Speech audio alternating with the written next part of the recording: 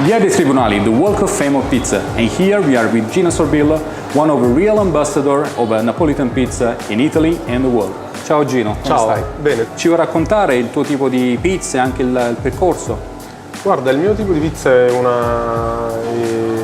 da considerarsi come una pizza popolare, una pizzeria di strada, è una pizza e pizzeria di strada.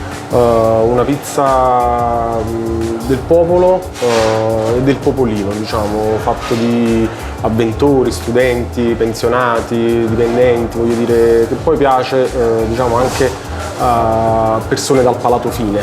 Però per me la cosa importante è portare avanti e riuscire a mantenere, nonostante poi l'evoluzione che c'è stata e c'è ancora per fortuna nella pizza napoletana, mantenere comunque gli standard per come la pizza poi è nata. Visto che appunto 300 anni fa, con 300 anni di storia che ha la pizza napoletana, diciamo di tante famiglie di pizzaioli di Napoli, veniva venduta proprio nei vicoletti della città, del centro città, per essere mangiata poi proprio per strada, diciamo come forma arcaica di street food. Tant'è vero che la nostra pizza ancora oggi, nonostante poi le dimensioni che sono diventate man mano sempre più grandi, come dire, mantiene ancora quelle caratteristiche di pizza da poter piegare in quattro a portafogli e da poter mangiare per strada. Gino, ci spieghi che cos'è la pizza 8? La pizza, Cioè, pizza 8 è oggi una forma appunto arcaica di finanziamento che diciamo, si dava ai clienti durante i periodi della guerra o di grandi carestie, dove le persone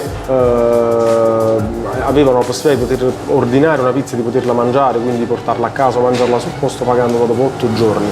Quindi la cosa nacque ancora oggi, io la porto avanti, l'ho ripresa qualche anno fa perché molte persone nel passato sono state costrette a commettere reati, furti nello specifico, per poter sfamare se stesso e i propri cari. Quindi da lì l'idea di noi napoletani generosi, tante pizzerie napoletane generose, di dire un attimo per un bene, diciamo, di prima necessità, che è appunto la pizza napoletana, diciamo non ricorrete a commettere crimini, ma vi diamo la possibilità di poterla ordinare, mangiare e poi con comodità. Certo, se non sono 8 possono essere 6 o possono essere 10, l'importante è saldare il debito. Quali caratteristiche proprio nell'impasto, nella mozzarella? Guarda, l'ideale è il fior di latte, appunto di latte vaccino, il fior di latte di Napoli, che ha il giusto compromesso anche di latte ed un'ottima resa, ed è così che nasce la pizza per tradizione. La mozzarella va bene, ma la si deve saper usare, conoscere ovviamente, la si deve tagliare prima, perché altrimenti spugnerebbe troppo la pizza e la farebbe anche cuocere male, e farebbe anche cuocere male gli altri ingredienti.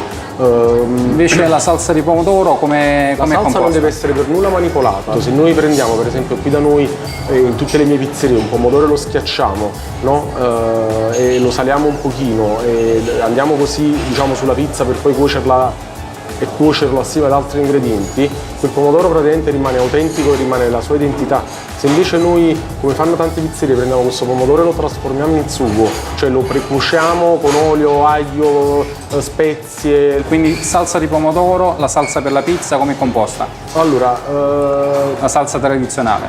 allora, più che salsa di pomodoro io lo chiamerei pomodoro San Marzano.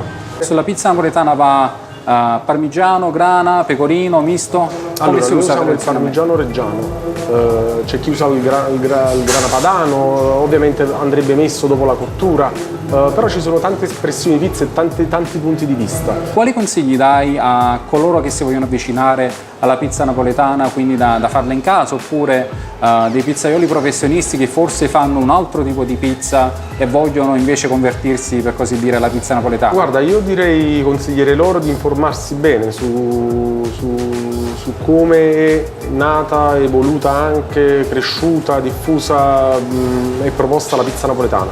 So now we know all the characteristics of the real Napolitan pizza, but now let's go and let's see how to make a real margherita. Let's follow me.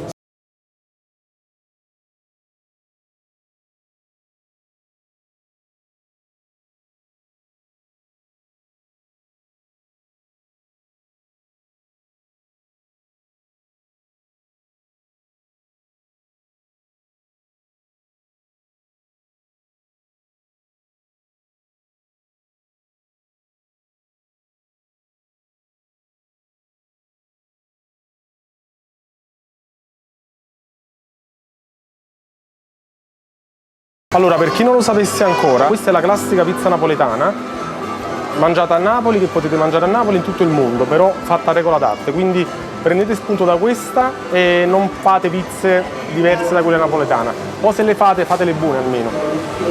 Baci da Napoli!